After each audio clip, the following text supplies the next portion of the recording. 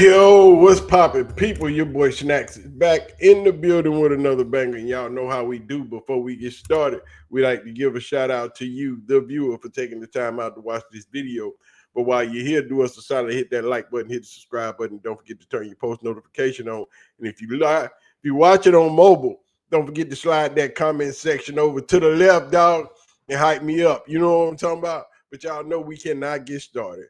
We cannot do not one video, not one, without giving a shout out to our amazing, the beautiful ladies of the CU Aunties who are always in the building, showing support, showing love. So when you see one of the CU Aunties in the building, make sure you show them some love. Make sure you say what's up, do what you do, but don't act up. Because if you act up, we're going to have to come see about you. You know what I'm talking about? But anyway, man, we got to get this party started. It's Chris Canty. It's like, yo, Kevin, you told us this one thing. Now you doing something else. Chris Canty on ESPN catches Kevin Stefanski. And once again, what we will call another lie, because he told us one thing and now he ain't doing it. So, y'all want to know? Let's go. Let's talk about it.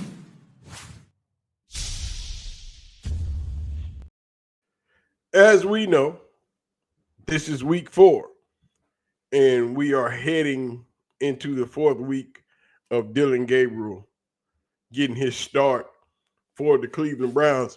I know I'm not making fun. I just use this picture because this picture is funny as hell, and y'all like this picture of little Dillon, but, you know, Dillon is making his 4th start for the Cleveland Browns in New England versus the Patriots. Mike Vrabel and his New England Patriots are a very, very good defensive team. They can stop the run, but they are very, very limited on stopping the pass. Teams have been known to put up good amounts of yardage in them on the air. So we're going to see what Dillon Gabriel's going to do. What's Kevin Stefanski's game plan going to be going into Sunday? And the topic of all conversations, as it always has been, it's been shedeursanders. And since he has moved into the second to the backup role of the QB position,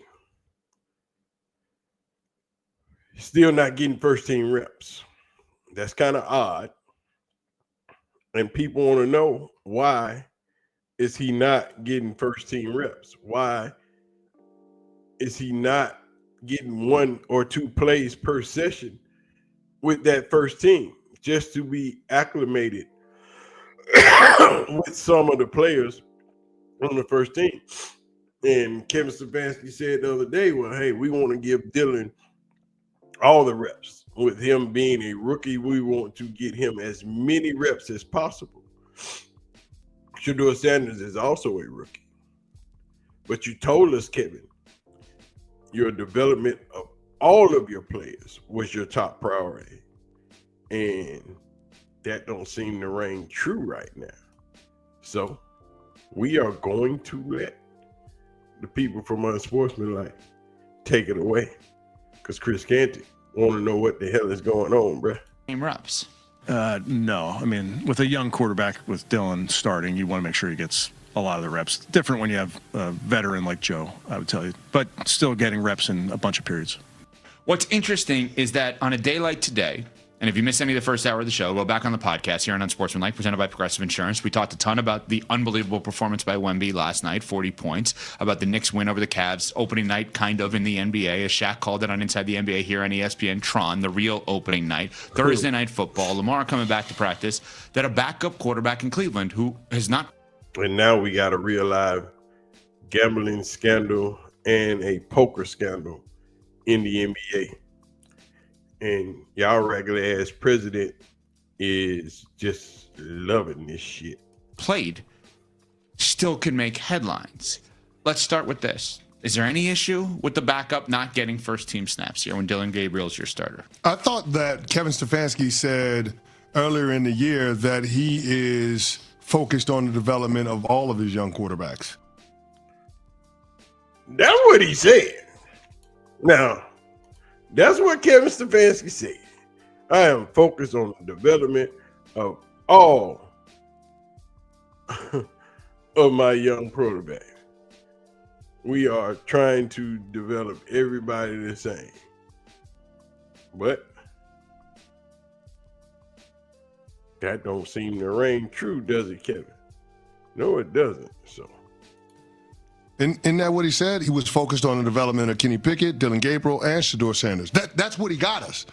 And now we're at the place where you're not going to get Shedeur reps. You're not going to prepare him for the games, knowing that he could be the number 2 quarterback, knowing that he's one hit away from going in. How does that make sense? What's normal From a a readiness standpoint? How does that make sense? that Usually a backup quarterback will get 15 to 20% of the reps in practice with the first team. With the first team? Okay. Yeah, just so he's prepared to go in the game if he has to, right? So if you have a team period of 12 snaps, the backup quarterback will get 2 to 3.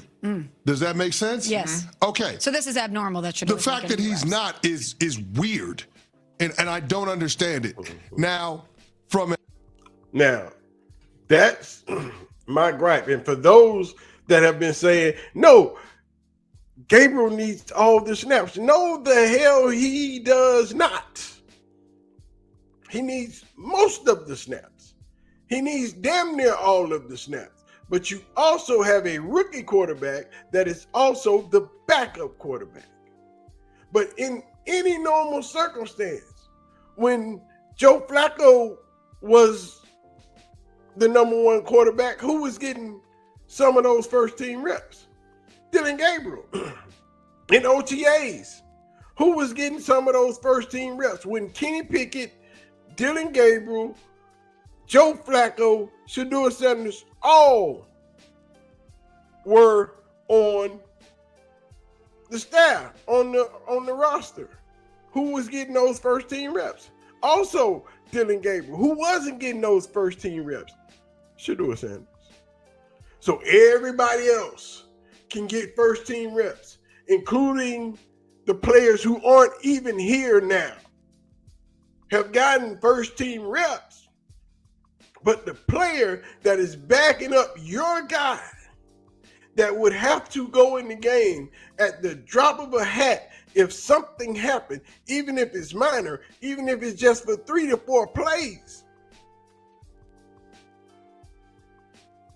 you don't want to let him practice with the first team. You don't want to let him take snaps from that exact center who is going to be snapping the ball. You don't want to let him practice handing off to Junkins. What are we doing? This is not normal. Nothing about this is normal. Nothing. But it shows who Kevin Stefanski favors. It shows who he wants to succeed the most. That's the problem. And people are crying about, no, he's the first team guy. He needs all the reps. No, the hell he does not. He does not need all the reps. He needs most of the reps. But the guy who has to back him up also needs some of those reps. Y'all just making the dumbest arguments, but I'm going to let Chris Canty continue to cook. A mental standpoint, you don't want to shake the confidence of your young quarterback in Dylan Gabriel, especially since he's been uneven across his first 3 starts. So maybe there is a little bit of protecting him to keep him from looking over his shoulder when it comes to the Shedeur of it all, because the media is clamoring for it.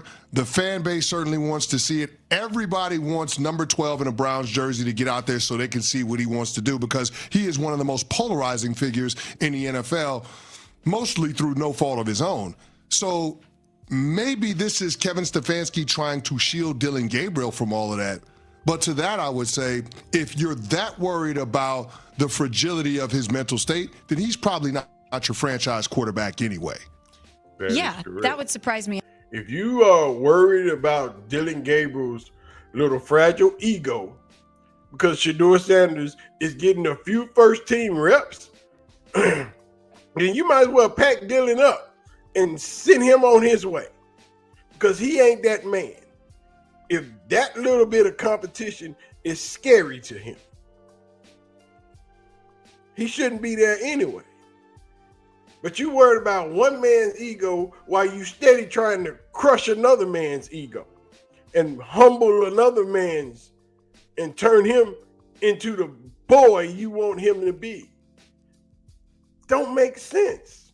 None of it. Everything the Browns have done up to this point does not make sense. It shows you why this franchise hasn't been able to get a good quarterback in 25, 26 years since 1999. Because everyone that's been at the helm, head coach, GM, don't know what the hell they're doing. Now, Joe Flacco was traded so we could get to this point. So what's your problem? Joe Flacco was given away. So you could not go back to Joe Flacco when Dylan Gabriel wasn't playing like we know he was going to play. See, this is no slight on Dylan Gabriel. This is just football. Everybody saying, no, you just want Shedeur to play. No. We want Dylan Gabriel to get his shot. This is his turn. But at some point, you're going to have to find out what Shedeur can do. And you can't wait till week 14, 15 to find out what Shedeur can do. Because at that point, the defense won't care. The offense won't care because the season is over with. You have to see what you can spark after the bye week.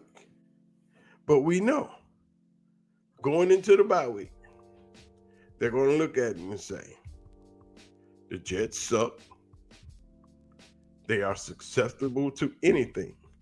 So we're going to trot Dylan Gabriel back out there and see if he can shine once again against this horrible team.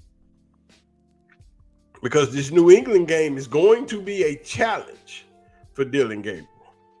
Even though New England is more susceptible to the pass, they are a great run-stopping team. They are the second best defense versus the run in the NFL. They are horrible against the pass. So once they load the box and stop Quinshon, and knowing Kevin Stefanski's mindset, he's going to give up on the run real early. And will we see Dylan Gabriel drop back 52 times again? And what is that going to look like? This is Dylan Gabriel's opportunity, because New England is a very bad pass coverage team, to shine.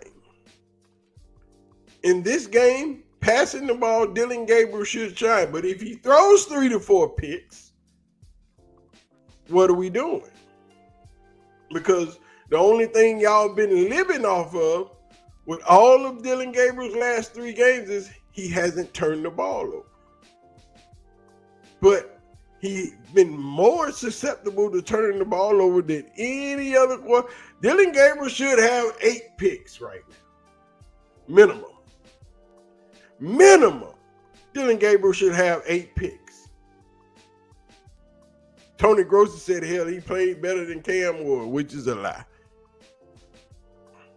But minimum, right now, Dylan Gabriel should have 8 picks. He's been blessed, and he's been extra lucky that none of those turnovers have come to fruition. All of those picks were dropped. Some called back because of defensive penalties. But Dylan Gabriel has been extra lucky. God has truly touched him in a way that those 6 picks in one game in Pittsburgh didn't happen. Not even one of them. The one out of the 2 last week was called back. And the couple that were against Minnesota, he got away with there too. So what are we even talking about? He hasn't turned the ball over, but he's put the ball in harm's way so much. I'm not advocating for Dylan Gabriel to be pulled out of the game. I want Dylan Gabriel to get his shot. But I'm saying that while he's been getting his shot, he hasn't looked great. It hasn't looked like starter football. You tell me, Chris Canty. If that is the route that they were taking, because Dylan Gabriel, if you're the starter, you're always going to have a backup. If you don't perform well, there's always going to be people in the media and in the fans on social media clamoring for someone else. That's something that comes with the territory if you're going to be a franchise quarterback. So I would be surprised if that was the case. But the way you laid it out, CC, that normally the backup would get a certain percentage of the reps, and the fact that Shedeur isn't does raise some eyebrows as to why not. I'm wondering what the motive is here for the Browns to not make sure that he's at least somewhat ready in a God forbid type scenario if Dylan Gabriel can't go and he needs to go out there and be the starter. Yeah, I mean, I've been rooting for Shedeur. I just don't think there's more than meets the eye here. Like, I guess I'm kind of looking at it at its surface. Like, we talked about the J.J. McCarthy situation with Carson Wentz Thursday Night Football tonight with the Vikings and the Chargers. So we talked about how weird it is that when J.J. McCarthy was considered injured, and I believe he is injured, like, this is a longer time period seemingly than they expected him to be back, and the is he that good question arises. I think you have 2 rookie quarterbacks, and the one that's starting has only had 3 games. I don't see that Dylan Gabriel is on the hot seat. I don't see that maybe this is his last start. I don't see that they're going to use the season to get reps for both of them. Every indication is they feel, for better or worse, they feel like Dylan Gabriel gives them the better option now and later, and thus he's the starting quarterback. Nobody is saying that Dylan Gabriel is on the hot seat, but some ways he is. Look at those stats. Completion percentage, 31st in the league. Passing yard attempts, 27th in the league. Passing touchdowns, 35th in the league. Total QBR, 33rd in the league. Second worst among 34 qualified quarterbacks. What are we talking about? Dylan Gabriel has not come up on the scene and lit it up. He hasn't even turned a few lights on. He ain't even flicked a lit a candle.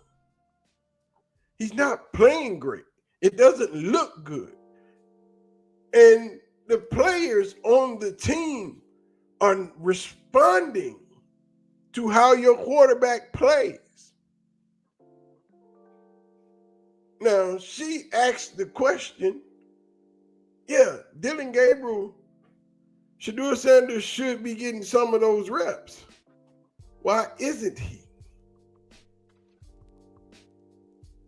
Now, let's run that back. Is the route that they were taking, because Dylan Gabriel, if you're the starter, you're always going to have a backup. If you don't perform well, there's always going to be people in the media and in the fans on social media clamoring for someone else.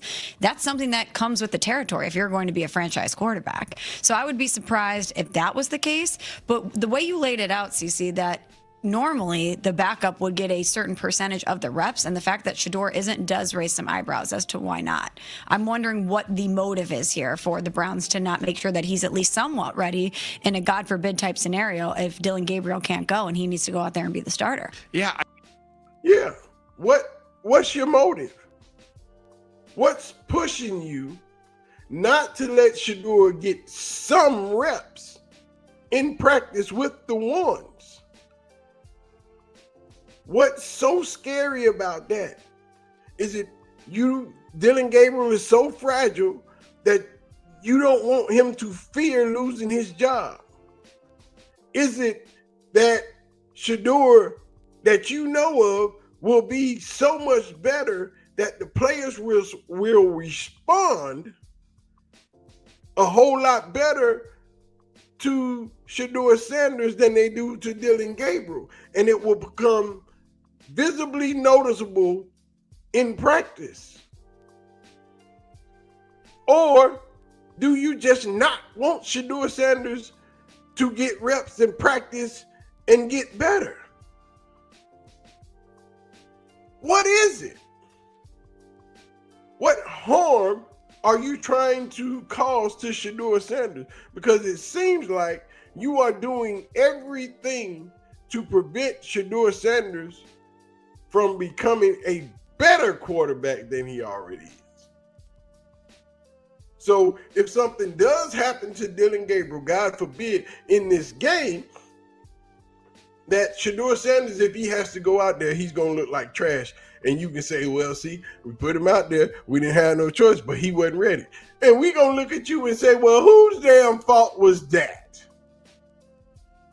Whose fault was it? Kenny Pickett went out and fumbled his first snap as a Raider. Turned the ball over. And he was getting reps. Now, you glad Kenny Pickett was gone. But you got a rookie. You said you are going to develop all of your players. But you keep doing everything to combat the development of the biggest star on your team. Let me get out of here, man.